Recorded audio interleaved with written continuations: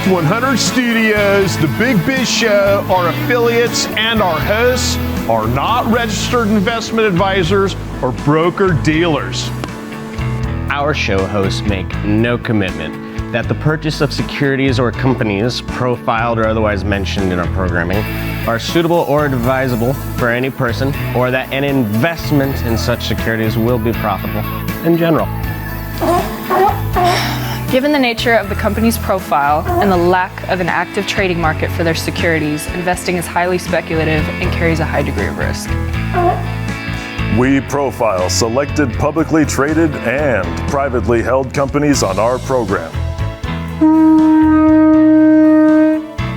Most of these companies that we profile have provided compensation to Loft 100 Studios and its host for profile coverage.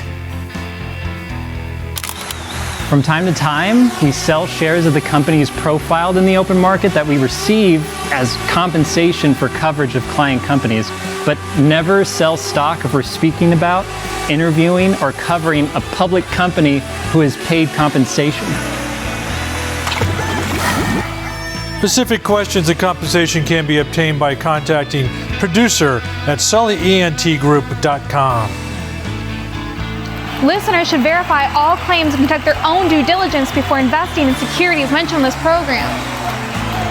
Investing in securities is speculative and carries a high degree of risk. That's the heart of Sandy. We encourage our investors to invest carefully and read the investor information available at the website on the Securities and Exchange Commission's SEC at www.sec.gov and or the Financial Industry Regulatory Authority, FINRA, at www.finra.org. Welcome to the Big Biz Show. Taking care of business. You want fast-talking, hard-hitting discussions on business and finance? Maybe with a barroom slant and some really salty peanuts? We're not counting calories. We're counting cash. Before we get to the man with the financial plan, meet the money team. Costa, Mary, now Captain Finance himself, Sully. Live from the Loft 100 Studios in Southern California. As always, appreciate you being along with us here for the Big Biz Show. I am Costa. That's Mary Bird Godwin. And our fearless leader, Sully. Since I cheesed him yesterday, let's go straight to Maximum Business because I want to talk to Max Smitherman about what's going on here. Max, straight from, I think it's Palo Alto. Of course it's Palo Alto. Are you in Max, you look like you're in Palo Alto just because you look like one of those. You look like a Menlo Park guy. Are you in Palo Alto? From there, I'm in Burbank these days. Oh, I see, because you know what? He's an actor. And a business pundit. Hey, Microsoft is breaking away from OpenAI. Mm-hmm. Can you explain to me, I don't know, I'm sure everyone can, that's not at this bar or that stage, because we're all above the age of 30. Yeah. OpenAI versus ChatGPT versus Claude, Perplexity, and the rest of them. What does it mean when they're leaving OpenAI? What is that? I mean, does that mean they want to create their own AI? I'm assuming, is that one? Pretty much. So Microsoft has had this deal with OpenAI for a while. It's what gave them that head start in the AI sort of industry. But it looks like they're looking to do their own thing these days, build up their own models, their own systems, and not have as much of a dependence on OpenAI in that artificial intelligence. Okay, so it's the AI organization called American AI has created this foundation with a small group that it would start as a think tank. Okay. It's supposed to be for the broad public benefit, right? And it's the best part of that, and I think there is a best part, just like with cell phones. And the reason why Qualcomm got so successful is because there was not a gold standard for all cell phones and all communications. They created what's called CDMA at the time.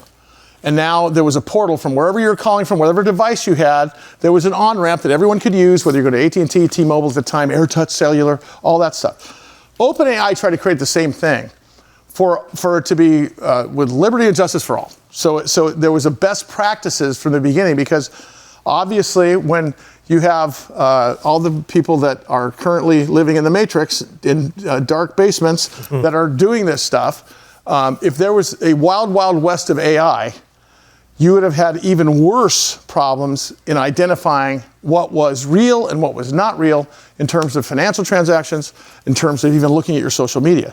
OpenAI turned out to be kind of a good, better business bureau of AI. The problem is, it's not as robust as some of these companies would like, right, Max? It doesn't have every bell and whistle, which is why you see things like ChatGPT fall off, or Claude, or Perplexity.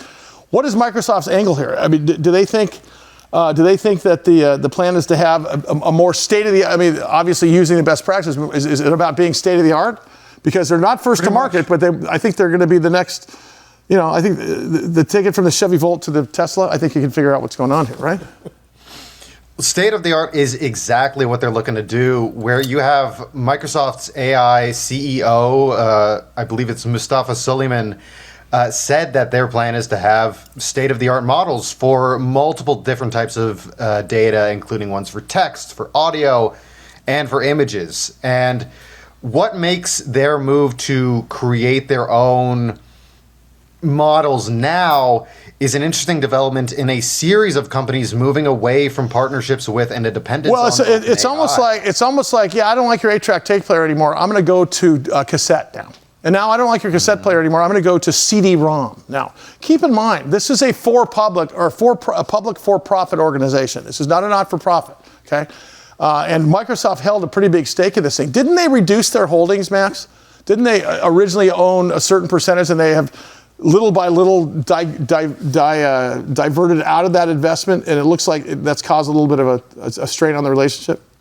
Exactly. They had originally a 32.5% stake in OpenAI, but as of, I believe, October, they only have a 27% stake. And, as time has gone on, things have soured the relationship between Microsoft and OpenAI. I mean, Microsoft lost the right to first refusal, which is huge.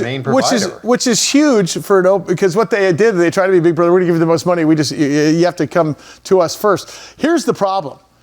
It's not a problem. Here's the obvious thing. Google drew first blood. Okay, Google went out with their state-of-the-art mentality in AI, and as a result of that, now you're going to have a huge competition. How that affects the public? I mean, it's not costing that much money to use ChatGPT and Perplexity now. Maybe there's products in the future, but I don't know where that lands. If are they still? I guess are they still working together? Is OpenAI and Microsoft still working together for the time being? Is there an off-ramp program, or is it just they just cut it? Yeah, they're still working together. This isn't like a hard cut, fast and loose. We're done. We're breaking up. We're out of here. This is more of an easing out. They're still very much partners. It's just Microsoft is looking to experiment and try out new things. Yeah, and by putting $5 billion into Anthropic, which is OpenAI's competitor, I think it probably tells you exactly what they're doing there. Max, thank you, buddy. Max Smitherman, Maximum Business. You can only get it right here on the Big Biz Show. All right, keep it here. Show's just getting underway. We've got a lot coming your way as well. We'll see you in a minute.